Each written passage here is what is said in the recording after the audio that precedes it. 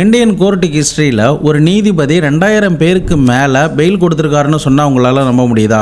S, நம்முடைய இந்தியாவில் ஹரியானா மாநிலத்தில் உள்ள ஜட்ஜார் நீதிமன்றத்தில் பணியாற்றின ஒரு நீதிபதி 2000 பேருக்கு 1980களில் பெயில் கொடுத்துருந்துருக்காரு. ஆனால் இது எல்லாமே 2 மாதத்தில் பண்ணியிருக்காரு. ஆனால் அப்படி தீர்ப்பு கொடுத்த அந்த நீதிபதி 2 மாதத்திலேயே திடீர்னு காணாமல் போயிடுறாரு. யார் அந்த நீதிபதி? எதனால் அவர் அவ்வளோ பேருக்கு பெயில் கொடுத்தாரு? அவர் உண்மையிலே யார் அப்படின்ற ஒரு விஷயத்தை தான் இன்னைக்கு நம்ம பார்க்க போறோம்.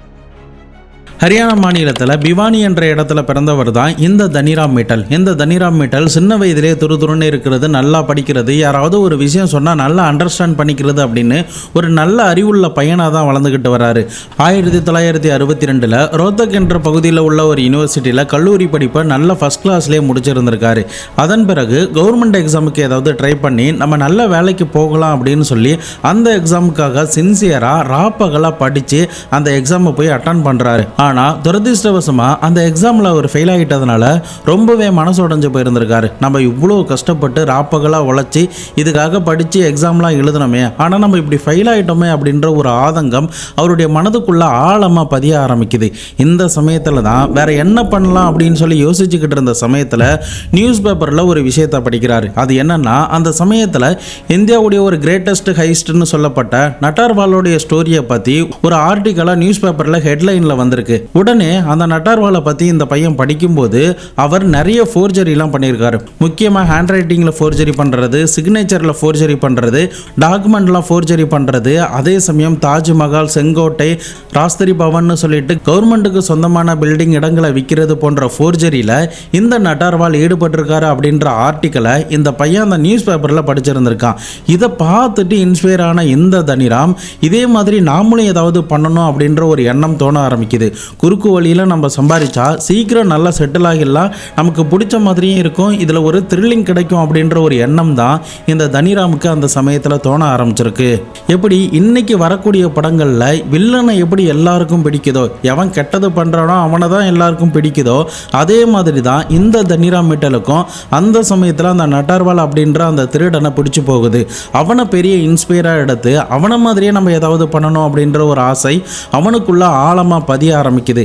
இதனால் hand writing analysis and graphology டிபார்ட்மெண்ட்டில் ஒரு டிப்ளமோ கோர்ஸை எடுத்து இவன் படிக்க ஆரம்பிச்சிருக்கான். அதில் ஒவ்வொருத்தருடைய கையெழுத்தும் எப்படி இருக்குது, அதில் அவங்களுடைய ஷேப் எப்படி இருக்குது, எந்த சைஸில் அந்த வார்த்தைகள் இருக்குது போன்ற விஷயங்களை அந்த டிப்ளமோ கோர்ஸில் நல்ல டீட்டெயிலாக இந்த பையன் படிக்க ஆரம்பிக்கிறான்.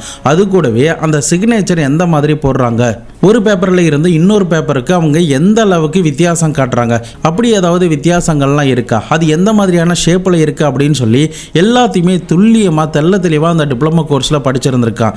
இந்த டிப்ளமோ கோர்ஸ் படித்து முடித்ததுக்கு பிறகு தான் இந்த பையன் ஒரு புதிதான ஒரு திருட்டு வேலையில் ஈடுபட போகிறான். 1964 தான் தனிராம் தன்னுடைய முதல் குற்றத்தில் ஈடுபட ஆரம்பிக்கிறான். அந்த சமயத்தில் தனிராமுக்கு ஃபோர்ஜரி பண்ணி கையெழுத்து போடுறது, ஃபோர்ஜரி டாக்குமெண்ட் ரெடி பண்ணுறது போன்ற விஷயங்கள்லாம் பிடிச்சி போனதுனால ஆர்டிஓ சம்பந்தமாக யார் நீண்ட நாட்களாக லைசன்ஸ் எடுக்க முடியாமல் இருக்காங்களோ அவங்களுக்கு தேவையான ஃபோர்ஜரி டாக்குமெண்ட், சிக்னேச்சர்லாம் ரெடி பண்ணி கொண்டு அதை எல்லாத்தையுமே அவங்களுக்கு வித்திருந்திருக்கா. இதன் மூலயமா அவன் நல்ல காசு பார்க்க ஆரம்பிக்கிறான். இது சம்பந்தமாக கூட அவன் கைது செய்யப்பட்டதாகவும் சொல்லப்படுது. ஆனால் போதிய ஆதாரங்கள் இல்லாததுனால அவன் அந்த சமயத்தில் விடுதலை செய்யப்படுறான். இது கூடவே கவர்மெண்டோடைய சீல் எப்படி இருக்கு, அந்த ஏரியாவில் இருக்கிற தாசில்தாரோ ஆர்டிஓ ஆஃபீஸரோ அப்படி இல்லைன்னா வேற யாராவதோ எந்த மாதிரிலாம் கையெழுத்து போடுறாங்க அப்படிங்கிற எல்லாத்தையுமே துல்லியமாக அவன் நோட் பண்ணி இருந்திருக்கான். இது முடிஞ்சதுக்கு பிறகு இதை விட நம்ம பெருசாக பண்ணணும் அப்படின்ற ஒரு ஆசை தோண ஆரம்பிக்குது. அதன் அடிப்படையில் தான் 1968 இந்தியன் ரயில்வே டிபார்ட்மெண்ட்ல ஃபோர்ஜரியா இவனுடைய டாக்குமெண்ட் எல்லாத்தையுமே கொடுத்து, அதாவது இவன் கவர்மெண்ட் எக்ஸாமில் பாஸ் பண்ண மாதிரி நிறைய ஃபோர்ஜரி டாக்குமெண்ட்லாம் கொடுத்து ஸ்டேஷன் மாஸ்டர் வேலையுமே அவன் வாங்கி இருந்திருக்கான். பிரில்லியண்டா நம்ம யாருக்கிட்டையும் மாட்டல அப்படின்னு சொல்லிட்டு அதே ரயில்வே டிபார்ட்மெண்ட்ல ஸ்டேஷன் மாஸ்டரா 6 வருடங்கள் கிட்ட வேலை பார்க்குறான். இந்த 6 வருடத்திலுமே அங்க இருக்கிற பொருட்களை திருடுறது, பணத்தை திருடுறது போன்ற வேலைகள்ல இந்த தனிராம் ஈடுபட்டு இருந்திருக்கான். இறுதியா இந்த வேலையுமே அவனுக்கு போர் அடிக்க ஆரம்பிச்சிட்டதுனால 1974 6 வருடம் கழித்து இந்த வேலை வேண்டாம் அப்படின்னு சொல்லி ரிசைன் பண்ணிட்டு வெளியில கிளம்பி இருந்திருக்கான். இப்போ இந்த ரயில்வே வேலை வேணான்னு விட்டதுக்கு பிறகு நேரடியாக டெல்லிக்கு போயிருந்திருக்கான். அங்க வேற ஏதாவது ஏதாவது பண்ணலாம் அப்படின்னு சொல்லி பார்க்கும்போது தான் ரோட்டில் அந்த சமயங்களில் நிறைய பேர் புது புது கார்கள்லாம் வாங்கி ஓட்டிட்டு போகிறத பார்க்குறான். இந்த கார்களை நம்ம திருடணும் அப்படின்ற ஒரு ஆசை அவனுக்கு தோணி இருந்திருக்கு. ஏற்கனவே அவனுக்கு கார் மேலே சில கிரேஸ்லாம் இருந்ததுனால நமக்கு பிடிச்ச காரை நம்ம எப்படியாவது திருடிடணும் அப்படின்னு சொல்லி அது சம்பந்தமான ட்ரிக்ஸ், டெக்னிக்ஸ், கீஸ் முதற்கொண்டு எல்லாத்தையுமே ரெடி பண்ணி இருந்திருக்கான். இறுதியா பட்டப்பகல்லையே டெல்லி முழுக்க நிறைய இடங்கள்ல கார்களை திருடி அதை ஃபோர்ஜரி டாக்குமெண்ட்லாம் ரெடி பண்ணி நிறைய பேருக்கு வித்துக்கிட்டு வரான். இதன் மூலியமாவே நிறைய பணம் இவனுக்கு கிடைக்க ஆரம்பிக்குது. நிறைய பேர் தங்களுடைய கார்களை காணும் அப்படின்னு சொல்லி போலீஸ்ல கூட கம்ப்ளைண்ட் பண்ணிக்கிட்டே வராங்க. இன்னொரு பக்கம் மிஸ்ரா அப்படின்ற ஒருத்தர் தன்னுடைய காரை நிப்பாட்டிட்டு பக்கத்துல இருக்கிற கடைக்கு போயிருந்திருக்காரு. அந்த சமயத்துல அந்த கடைக்காரர் ஏன் நீங்க மிஸ்ராவுடைய காரை எடுக்கிறீங்க அப்படின்னு சொல்லி இந்த தனிராம் கிட்ட வந்து கேட்குறாங்க. அப்போ இல்ல சார் தான் வந்து ரிப்பேருக்காக கொடுத்திருந்தாரு, சர்வீஸுக்காக எடுத்துட்டு போக சொன்னாரு, அதனால தான் நான் திறக்கிறேன் அப்படின்ற மாதிரி சொல்லி சமாளிச்சு இருந்திருக்கான். சில சமயங்கள்ல யாருக்காவது சந்தேகம் வந்துட்டா கூட அந்த இடத்துல இருந்து வேகமா இந்த தனிராம் ஓடி போயிடுவான். அப்படி துல்லியமா தொடர்ந்து எந்த இடத்துலையுமே மாட்டாம கூட சில கார்களை அவன் திருடிக்கிட்டே வந்திருக்கான். ஆனா ஒரு கட்டத்தில் இவனை போலீஸ் அதிகாரிகள் கைது பண்ணி இருந்திருக்காங்க. இறுதியா அவனுக்கு இருக்கிற பணபலத்தை வச்சு லாயர் மூலியமா பெயிலாம் வாங்கி வெளியில வந்திருக்கான். தொடர்ந்து ஹரியானா மாநிலம், ராஜஸ்தான், டெல்லி, பஞ்சாப் அப்படின்னு இந்த 4 மாநிலத்திலுமே பல இடங்கள்ல இந்த மாதிரி திருட்டு சம்பவத்தில் ஈடுபட ஆரம்பிக்கிறான். தொடர்ந்து இவனை போலீஸ் அதிகாரிகள் பிடிச்சிக்கிட்டே இருந்தாலும் கூட பெயில்ல வந்துகிட்டே இருக்கான். அதே சமயம் தன்னுடைய கெட்டப்பையுமே மாத்திக்கிட்டே வரான். இது ஒரு பக்கம் இருக்க, திருடப்பட்ட காரை கூட சில பேர் ரோட்ல பாத்துறாங்க. இது சம்பந்தமான கம்ப்ளைண்ட் கூட போலீஸ்ல ரெஜிஸ்டர் ஆக ஆரம்பிக்குது. இதனால காரோடைய பெயிண்ட் எல்லாமே மாத்தி அந்த காரை புதுசா இருக்கிற மாதிரி ஒரு மாடிஃபைலாம் பண்ணி ஃபோர்ஜரி டாக்குமெண்ட் ரெடி பண்ணி அந்த காரெல்லாம் வித்துக்கிட்டே வந்திருக்கான். இப்படியே தொடர்ந்து போலீஸ் அதிகாரிகள் கிட்ட பல முறை இவன் மாட்டி இருந்திருக்கான். என்னடா அது இவன் இப்படி சொல்றானே அப்படின்னு நினைக்காதீங்க. இது எல்லாமே உண்மையிலேயே நடந்த கதை தான். பட் ஏன் ஃபோர்ஜரி டாக்குமெண்ட் கொடுத்து அந்த சமயத்தில் யாரும் கண்டுபிடிக்கல அப்படின்ற விஷயத்த நான் கடைசியில் சொல்றேன்.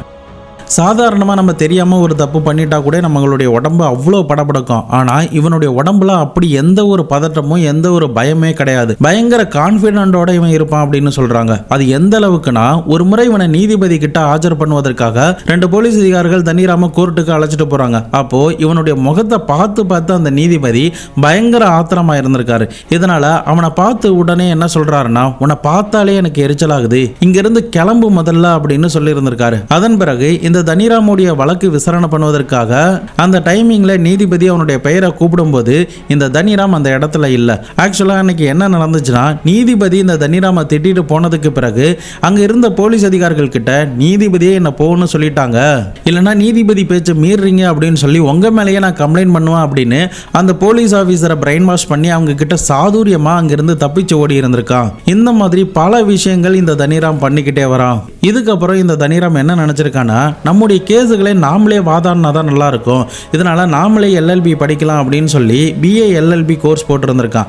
அதுலேயுமே ஃபர்ஸ்ட் கிளாஸ்ல பாஸ் பண்ணி ஹரியானா மாநிலத்தில் இருக்கிற செஷன் கோர்ட்டில் ப்ராக்டிஸ்லாம் பண்ணிக்கிட்டு வந்திருக்கான். இந்த சமயத்தில் தான் ஒரு முறை நியூஸ் பேப்பரில் ஒரு சில விஷயங்களை பார்த்துருந்துருக்கான். இவனுடைய ஊரான பிவானி அப்படின்ற இடத்துல இருந்து 30 நிமிஷத்தில் போகக்கூடிய ஜக்கார் என்ற நீதிமன்றத்தில் உள்ள நீதிபதி சில ஊழல்களில் ஈடுபடுறாரு அப்படின்னு சொல்லி அவருக்கு எதிராக ஹெட்லைனா லோக்கல் பத்திரிகையில் ஒரு விஷயம் வருது. இதை படிச்சு பார்த்ததுமே தனிராமுக்கு ஒரு விஷயம் தோண ஆரம்பிக்குது. உடனடியா ஹைகோர்ட்ல இருந்து ஒரு ஆர்டர் போற மாதிரி ஒரு ஃபேக்கான ஒரு ஃபோர்ஜரி டாக்குமெண்ட்டை ரெடி பண்றான். அந்த லெட்டர்ல அப்படி என்ன எழுதுறானா, உங்களுக்கு எதிராக கரப்ஷன்லாம் இருக்கிறதுனால விசாரணை முடிகிற வரைக்கும் நீங்க நீதிமன்றத்துக்கு வர வேண்டாம், உங்களுக்கு வேற இடத்துக்கு டிரான்ஸ்ஃபர் செய்யப்படுது, இந்த நீதிமன்றத்துக்கு புது நீதிபதியை நாங்கள் நியமிக்க போறோம், நீங்க இந்த வழக்கு விசாரணை முடிகிற வரைக்கும் 2 மாசம் விடுப்புல இருங்க அப்படின்ற மாதிரி ஒரு ஃபேக்கான லெட்டரை அந்த நீதிமன்றத்துக்கு ஃபோர்ஜரி பண்ணி இந்த தனிராமை அனுப்பி இருந்திருக்கான். அதை பார்த்து அந்த நீதிபதி இது ஹைகோர்ட்ல இருந்து வந்திருக்கு அப்படின்னு சொல்லி உண்மைன்னு நம்பி அவருமே 2 மாசம் லீவ்ல போயிருந்திருக்காரு.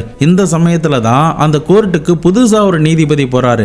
அந்த நீதிபதி வேற யாருமே கிடையாது, இந்த தனிராம் மிட்டல் தான். இந்த தனிராம் மிட்டல் கார் திருடின வழக்குல ஜெயிலுக்கு போகும்போது நிறைய ஃப்ரெண்ட்ஸ்லாம் கிடைச்சிருந்திருக்காங்க. அந்த ஃப்ரெண்ட்ஸை எப்படியாவது வெளியில கொண்டு வரணும், பெயில அனுப்பணும் அப்படிங்கிறதுக்காகவும், நிறைய நாட்கள் ஜெயிலில் இருக்கிறவங்கள வெளியில அனுப்பணும் அப்படிங்கிறதுக்காகவும், அதே சமயம் சின்ன சின்ன பெட்டி கேஸ்ல ஈடுபட்டவங்களையுமே பெயிலில் விடணும் அப்படின்னு சொல்லி 40 நாட்களுக்குள்ள 2000 பேருக்கு மேலே பெயில்லாம் இவன் கொடுத்துருந்துருக்கான். 40 நாட்கள் வரைக்குமே ஒரு ஃபேக்கான நீதிபதி கூட தான் நம்ம ஒர்க் பண்ணிட்டு இருக்கோம் அப்படிங்கிறது அங்கே இருக்கிற யாருக்குமே தெரியாது. ஏன்னா அந்த அளவுக்கு துல்லியமாக பர்ஃபெக்டாக இந்த தனிராம் நடிச்சிருந்திருக்கான். இப்படி நிறைய பேருக்கு பெயில் கொடுத்ததுனால டாக் ஆஃப் த டவுனா இந்த நீதிபதி மாற ஆரம்பிக்கிறார். இதனால தனிராமை பத்தி எல்லாருமே பேச ஆரம்பிக்கிறதுனால இதுக்கு மேல நம்ம இருந்தா இங்க போலீஸ்ல மாட்டிப்போம் அப்படின்னு சொல்லிட்டு 40 நாட்கள் கழித்து அந்த நீதிமன்றத்தில் இருந்து எஸ்கேப் ஆகி போயிருந்திருக்கான். இறுதியா அவன் தான் இதெல்லாம் பண்ணியிருக்கான் அப்படிங்கிறது கண்டுபிடிச்சு போலீஸ் அதிகாரிகள் ஜெயிலில் அடைச்சிருந்திருக்காங்க. இப்படி ஜெயிலில் அடைச்ச சமயங்களில் கூட இவன் பிரிசன்ல இருந்து தப்பிச்சதாகவும் சொல்லப்படுது. இறுதியா 2001 அவனுக்கு பெயில் கிடைச்சிருந்திருக்கு. அதன் பிறகு வெளியில வந்த பிறகும் கூட தொடர்ந்து கார் திருட்டு வேலைகளில் ஈடுபட ஆரம்பிக்கிறான். அப்போ ஆன்டி தெஃப்டிங் செக்யூரிட்டி சர்வீஸ்லாம் காருக்குள்ள வந்ததுனால சில கார்களை அவனால் திருட முடியல. இதனால பழைய மாடல் கார்களை மட்டும்தான் அவன் தொடர்ந்து திருடிக்கிட்டே வந்திருக்கான். அதுலயுமே போலீஸ் அதிகாரிகள் கிட்ட அப்பப்போ மாட்டிக்கிட்டு தான் இருந்திருக்கான். இறுதியா 2016 டெல்லியில ஒரு இடத்துல போன் பேசினபடியே தன்னுடைய 77வது வயதுல கூட கார் திருடுறத நிப்பாட்டாம நைஸா அந்த கார் கிட்ட போயிட்டு திருடிட்டு அங்கிருந்து போற காட்சிகள் பெரிய அளவுக்கு வட இந்தியா முழுக்க பரபரப்பா பேசப்பட்டுச்சு. இந்தியாவுடைய சார்லஸ் சோப்ராஜ் மற்றும் இந்தியாவுடைய கிரேட்டஸ்ட் தீஃப் அப்படின்னு சொல்லி நிறைய ஆர்டிக்கல்ல இவனை பத்தி எழுத ஆரம்பிக்கிறாங்க. தொடர்ந்து இவனுடைய இந்த 40-50 வருடத்துக்குள்ளேயே 120க்கும் மேற்பட்ட வழக்குகள் இவனுக்கு இருந்ததாகவும் நிறைய முறை இவன் ஜெயிலுக்கு போயிட்டு வந்ததாகவும் சொல்லப்படுது. அப்படிப்பட்ட இந்த தனிராம் ஏப்ரல் மாதம் 2024 85 வயது இருக்கும்போது மாரடைப்பால இறந்து போயிருந்திருக்காரு. இந்த விஷயங்கள்லாம் நடக்கும்போதே தனிராமுக்கு திருமணமாக இருந்திருக்கு. அவருக்கு பசங்கள்லாம் கூட இருக்காங்க. பட் இவ்வளவு விஷயத்தையும் இவர் சாமர்த்தியமா பண்ணுவதற்கு ஒரே காரணம் அவருடைய கான்ஃபிடன்ஸ் மட்டும்தான். எந்த இடத்துலையுமே பயப்படல, பதட்டப்படல, நம்ம பண்ணா கூட மாட்ட மாட்டோம் அப்படின்ற நம்பிக்கை அவருக்கு இருந்துச்சு. அதே சமயம் இப்போ இருக்கிற மாதிரி டிஜிட்டல் சம்பந்தமான எந்த ஒரு விஷயமுமே கிடையாது. எல்லாமே டாக்குமெண்ட் தான். இப்போ நம்ம டாக்குமெண்ட் ஒரு ஆஃபீஸில் கொடுக்குறோன்னா அந்த டாக்குமெண்ட் எல்லாத்தையுமே பேப்பராக தான் ஒரு இடத்துல போய் இன்னொரு இடத்துல வச்சிருப்பாங்க. அப்போ அதை எடுத்து ரெஃபர் பண்ணி வெரிஃபிகேஷன் பண்ணுறதே ரொம்ப லேட் ஆகிடும். இந்த விஷயங்கள்லாம் அவனுக்கு பயங்கர சாதகமாக இருந்ததுனால நிறைய ஃபோர்ஜரி எல்லாமே அவன் பண்ணியிருந்திருக்கான். இதெல்லாம் ஏன் பண்ண அப்படின்னு சொல்லி நிறைய பேர் இவங்ககிட்ட கேட்டபோது ஒரு த்ரில்லிங்காக தான் பண்ண அப்படின்ற மாதிரி கூட இந்த தனிராம் சொல்லி இருந்திருக்கான். பட் என்னதான் இவனுடைய த்ரில்லிங்காக திருடி இருந்தாலுமே இவனால பாதிக்கப்பட்டவங்க அவங்க கஷ்டப்பட்டு அவங்களுடைய ஃபர்ஸ்ட் காரா கூட அதை வாங்கியிருந்திருக்கலாம். ஆசாசியா வாங்கின காரை இவன் திருடிட்டு போகும்போது பாதிக்கப்பட்டவங்க எந்த அளவுக்கு மன உளைச்சல்ல ஈடுபட்டிருப்பாங்க அப்படிங்கிறத யோசிச்சு பாருங்க. இவன மாதிரியான ஆட்களும் இந்த உலகத்தில் வாழ்ந்திருக்காங்க அப்படிங்கிறத நீங்க தெரிஞ்சுக்கணும் அப்படிங்கிறதுக்காக தான் இந்த ஒரு பதிவு. நீங்க இந்த தனிராமை பத்தி என்ன நினைக்கிறீங்க அப்படிங்கிறத மறக்காம கமெண்ட் பாக்ஸ்ல சொல்லுங்க. நம்ம சேனல் 10,000 சப்ஸ்கிரைபரை ரீச் பண்ணியிருக்கு. எல்லாருக்குமே மிக்க நன்றி. வீடியோஸ்லாம் பிடிச்சிருந்ததுன்னா மறக்காம லைக் பண்ணி பாருங்க. உங்க நண்பர்களுக்கெல்லாம் ஷேர் பண்ணி விடுங்க. வேற ஒரு வீடியோவில் உங்களை வந்து சந்திக்கிறேன். அது வரைக்கும் உங்களிடமிருந்து விடைபெறுவது உங்கள் பாபு.